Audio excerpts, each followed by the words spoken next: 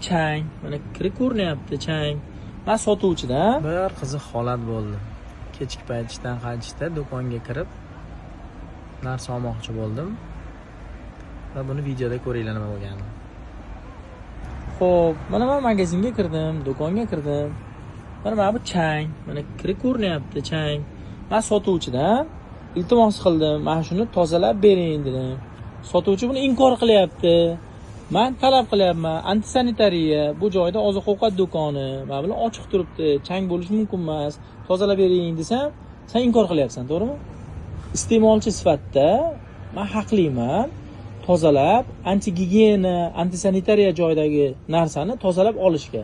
Bu iste'mol mahsuloti. Lekin maqsadimga yetmasdan qo'ymadim. Narsani tozalattirib oldim. Magazinchini o'ziga tozalattirib oldim. U menga aytdiki, kerak bo'lsa tozalab oling dedi.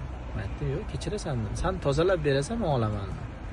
Bo'lmasa sizga sotmayman dedi. Sotishga majbursan, chunki do'koningga kirdim, men iste'molchiman dedi. Siz bu o'rinda bo'lganda qanday yo'l tutgan bo'lardingiz?